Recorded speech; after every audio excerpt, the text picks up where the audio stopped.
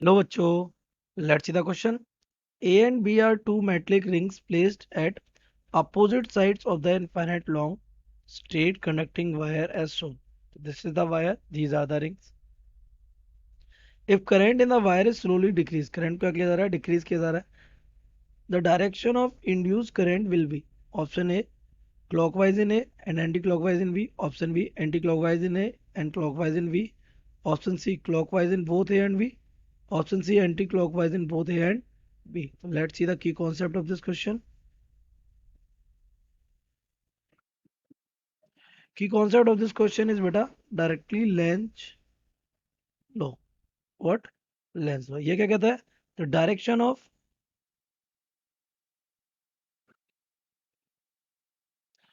induced current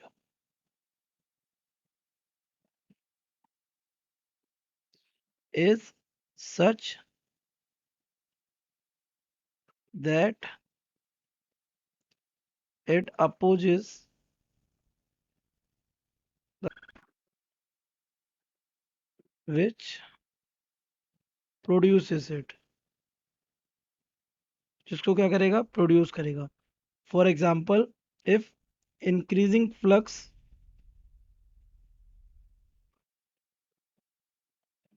is cause, तो ये क्या करेगा? Tries to decrease. तो फ्लक्स को क्या करने की कोशिश करेगा? डिक्रीज करने की कोशिश करेगा. और अगर डिक्रीजिंग फ्लक्स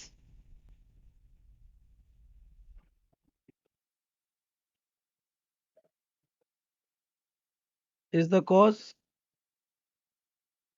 ये क्या करेगा? Tries to increase.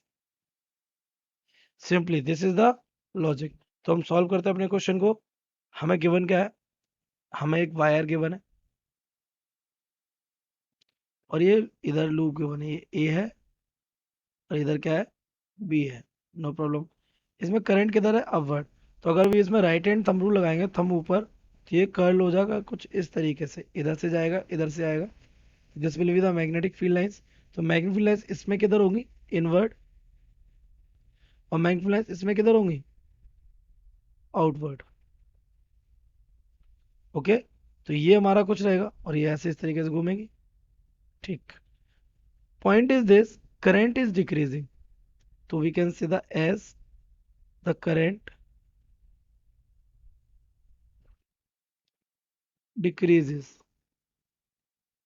जैसे जैसे करंट डिक्रीज होता है ना, हम सबसे पहले देख लेते हैं फॉर ए. तो ए में क्या हो रहा है? Flux is outward. Flux, magnetic flux है ना, इज आउटवर्ड. No problem. अगर फ्लक्स आउटवर्ड है और करंट क्या हो रहा है? डिक्रीज हो रहा है. करंट क्या हो रहा है? Decrease. So on decreasing I, flux will also be decreased. Flux भी क्या हो जाएगा?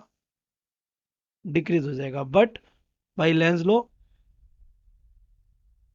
By Lenz law, induce current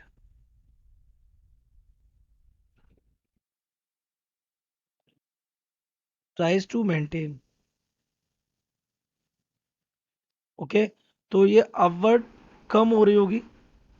ये जो अपवर्ड डायरेक्शन में जो ये मैग्नेटिक फील्ड लाइंस आ रही हैं, ये डिक्रीज हो रही होंगी. तो उनको इंक्रीज करने के लिए अपवर्ड डायरेक्शन में ही और मैग्नेटिक फील्ड लाइंस क्या करने लगेगा? क्रिएट करने लगेगा.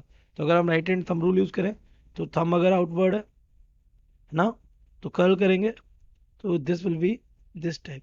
तो करंट कैसा हो जाएगा इसमें? So to increase flux outward, current induces. कैसा इंड्यूस हो जाएगा? Anti clockwise. Okay. This is for A. Now for B देख लेते हैं. तो बी वाले केस में क्या होगा? For B. तो बी में क्या हो रहा है? बी में हमारा मैग्नेटिक फील्ड जा रहा है इनवर्ड. और ये इनवर्ट कैसा हो रहा है? डिक्रीज. तो inward magnetic field is decreasing. क्या हो रहा है? डिक्रीज हो रहा है।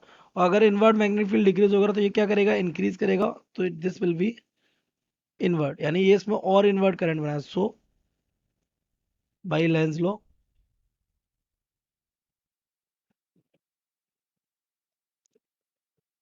लूप विल, यानी लूप मीन्स व्हाट? करंट। कौन सा करंट? इंड्यूस करंट है ना। लूप विल इंक्रीजेस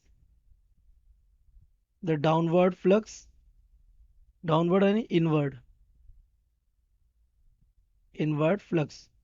और इसके लिए उसको करंट की डायरेक्शन कैसी करनी पड़ेगी? थंब अगर अंदर करेंगे, कर्ल करेंगे, तो it will be clockwise. So induce current must be clockwise. तो बी में कैसा होना चाहिए? क्लॉकवाइज। और ए में कैसा होना चाहिए? Anti clockwise. तो वी मैच आवर ऑप्शन। तो ए में कैसा होना चाहिए? Anti clockwise. तो anti clockwise in A and clockwise in B, option B is correct. So we can say the correct option